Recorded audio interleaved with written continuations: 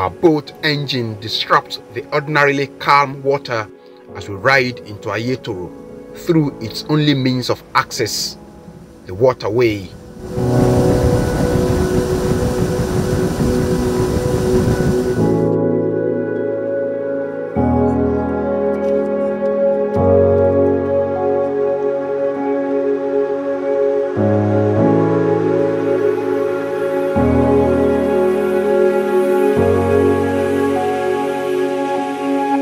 On arriving at the historic community of Ayetoro, this is what you see, an inscription welcoming you to Ayetoro, the happy city.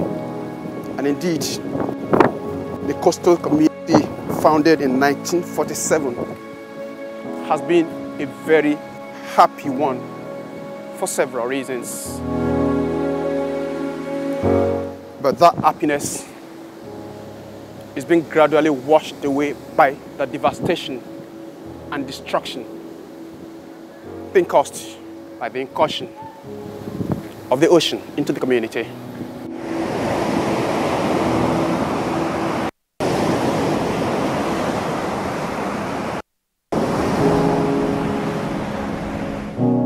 This is what Ayetoro looked like in pictures a few decades back. A coastal settlement attracting all the right attention, not just for its serenity, but more, including its thriving local economy. Ayetoro was founded in the year 1947.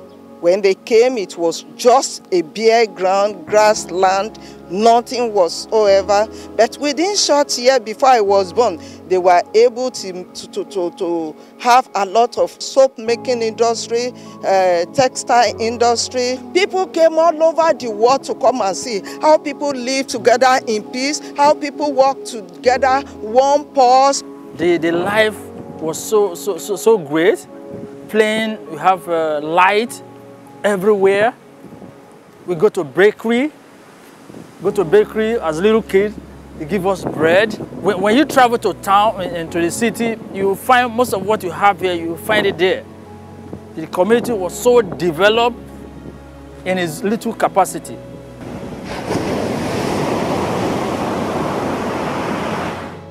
The furious sound of the ocean surge has significantly altered that and shattered the peace. We are walking on top of buildings. Even my father's house has been submerged. That's the new reality of the people here. Standing on this plank in what used to be a residential building is the only safe measure that I can take to observe the fury of the incursion of the ocean on this community, where I learned not less than 2/3 of the landmass of Ayetoro has been taken over by the ocean, and nothing depicts it better than the washing away of these streets. It's known as the Broad Streets that used to be a pride of Ayetoro community. At this side, at the ocean, we are having about 21 streets. Even the people that are living at this side, they are more than those that are at this side. About 21 streets have gone now. It is a community they're all proud to call theirs, but that pride and what they see as a heritage is fast falling apart, mostly due to what may be the impact of climate change and more.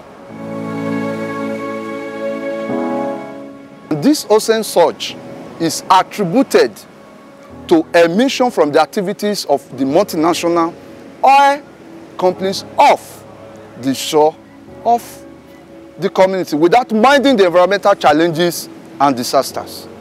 1970 or before then, I heard that our father, when they built the block palace, there was this oil company, I think they said Mobile Company, who came to the sea. If you look at the sea, maybe if you come in the evening time, you will see their gas, which they were burning there. They came and threw something into the sea.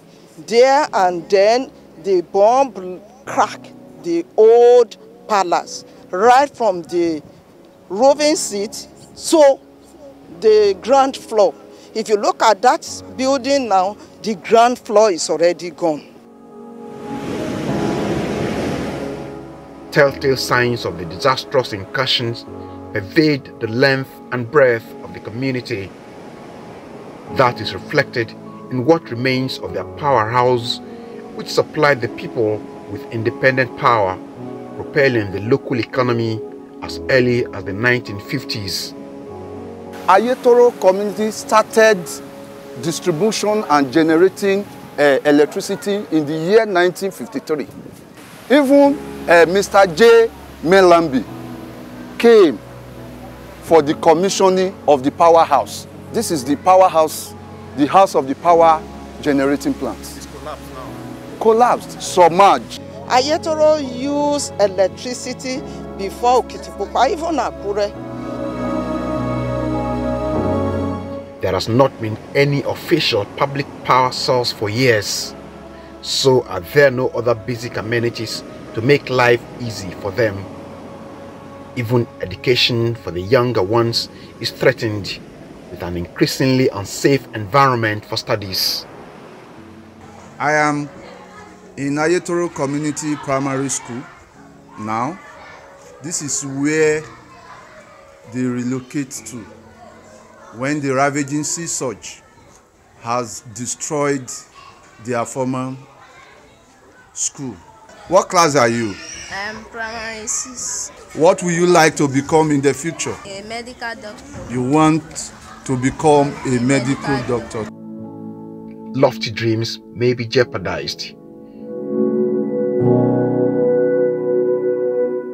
Mr. Balogun, 90, a fiber boat builder nicknamed Professor because of his prowess at his craft, fights back tears pointing at some spot in the sea at the location of his two property until a few years back when they were swept away.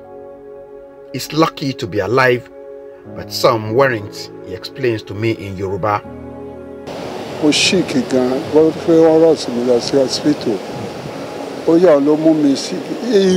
I became sick immediately. The surge hit my house on that night and had to seek urgent medical care. The thought of losing my two property and vital documents broke me down. He fears his new boat building workshop may also soon become submerged with the rate of the surge. If that happens, one of the crafts that shot Ayetoro into limelight those early days will become seriously threatened, like the entire community. Like Prof, Mr. Bankole Joshua is another senior citizen who has seen the good and now the bad of his native home. With his building expertise, he had been part of physical construction in the community as a young professional. You can see this palace. I designed it myself and I built it. 140 by 40 is this one. This is 140 by 30 feet. I stay here. So you designed it, I design it locally and I build it. I ask him what goes on in his mind when he now wakes up daily to see the water incursion on some of the structures that he was responsible for putting up. I'm sad. Even if I want to talk now, I will be weeping. From this place to the extreme end, it's almost about 80 meters. Now see it. Past efforts by the authorities to respond to the Ayetoro situation have yielded zero results. That has only heightened the fear of residents that they may have been abandoned to their fate. 2004 precisely. So a shoreline protection project was awarded by NDDC at the sum of 3 billion naira.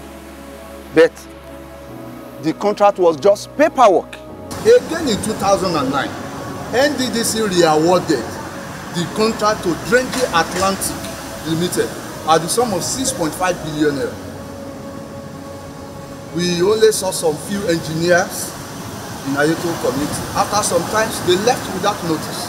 Whatever technology was used in Ahmadu Bello way to savage Ahmadu Bello way in 1998-99. If you recall what happened, for those of us who knew what Ahmadu Bello way looked like in 1999-2000, we can also employ the same methodology. So we have since found out, having looked with the executive director project, that the technology of geotube, which was put in place, cannot salvage Ayetoro, because we cannot restrain the wave of the sea that is battling the shore of Ayetoro. As an organization, we are already doing a new design that we bring in a new ways of salvaging Ayetoro. We believe that before this year runs out, by the grace of God, we'll come out with our design and it will be rewarded if need be.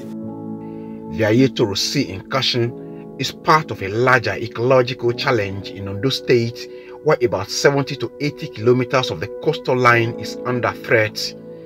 Ayetoro is just one of 10 other communities faced with possible extinction, we gathered. Recently, we covered,